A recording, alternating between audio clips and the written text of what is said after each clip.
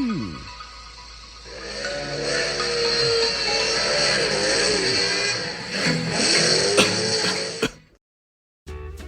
everyone, hope you're all doing well, and thank you for tuning into Most Motion. This video will be continuing the project of the EA86. I believe this is part 5 in the series. If you haven't seen the rest of them, be sure to go check them out. Links available in the description. During this video, I'll be working on the small details underneath the hood as well as the hood itself. Now, the clearance levels are paper thin on this, which is not recommended by Sculpting, which is the brand I'm using, which is a oven baked clay. They generally recommend it to be about 1/4 inch thick. So I'm kind of pushing the limits, but it's actually working out fairly well, and I've never had a crack on me once so far. So anyway, be sure to punish that like button as much as possible due to the amount of aggravation this caused me if you enjoyed the video, as well as subscribe if you're new so you don't miss any of my new content. My schedule is now changed to every Thursday and Friday. Now, before I'll let you go, just want to let you know there's a new feature in my time-lapse videos here. There's a little Easter egg hunt for you all. Now, in the background somewhere, there's a tool that doesn't belong in my studio. If you are the first to spot it, be sure to comment in the section below what it was exactly and timestamp at what point it disappeared. If you are right, I will pin your comment at the top of the comment section and give you a shout out in the next video. Good luck, everybody.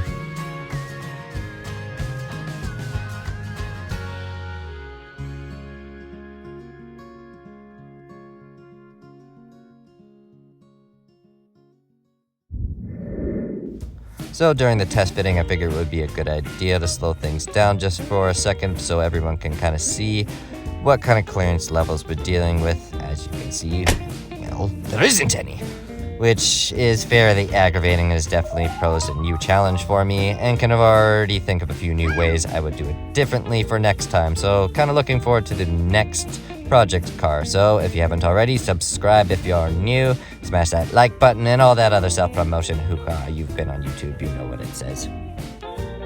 Now, one more thing I must admit, this following part is kind of a mistake. For anybody else who is sculpting cars, or if there is any other car sculptors out there, don't do your spark plug wires first, especially when you're dealing with plasticine, because, well, the more you play with it, the heat from your hands tends to mess up all the small little details, and later on, I'm sure you'll notice that I removed the spark plug wires out of aggravation because, well, it's easier to just start over than it is to restore tiny objects like that, so don't do it.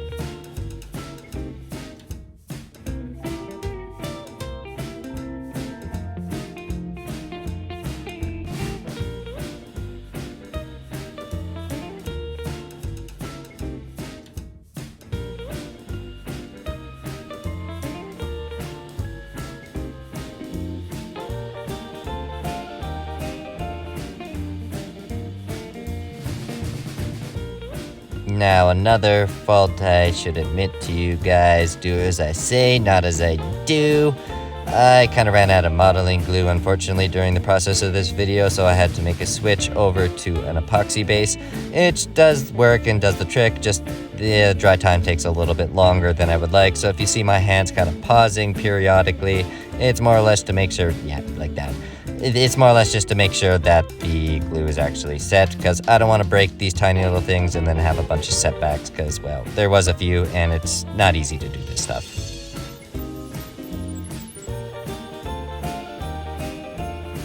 So now the challenging part, making sure that there's enough clearance for the hood, as well as the hood has enough room to close, which means cutting away all the support, basically.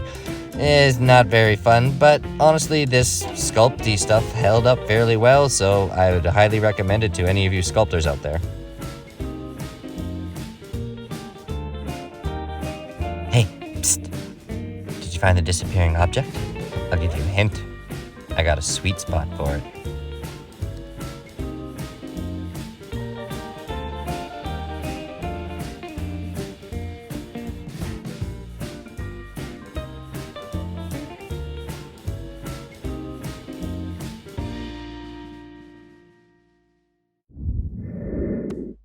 And after many hours of work, this is the end result.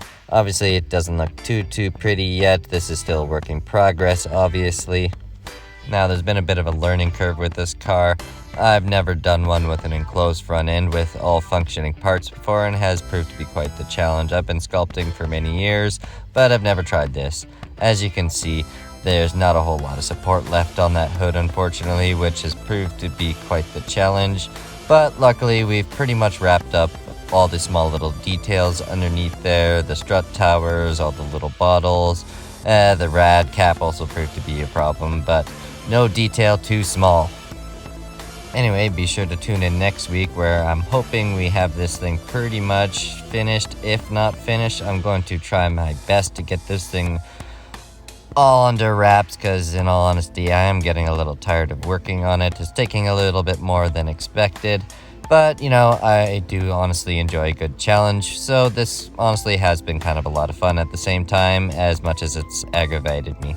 As you can see, there isn't too many small little parts left, so we are getting down there. Also took the time to find some rims in my massive junkyard set, which, yeah, proved to be kind of difficult, because there's a lot of tiny little car parts in there. I mean, I'm not going to miss these rims, to be honest. There's enough as is, but they will definitely look good on this little EA86 project. Anyway, I think that's about to do it for now, but hopefully I see you guys tomorrow. I'll have a small cartoon complexion for you. If you haven't already, be sure to like the video if you enjoyed it, and subscribe if you're new. Till next time, take it easy.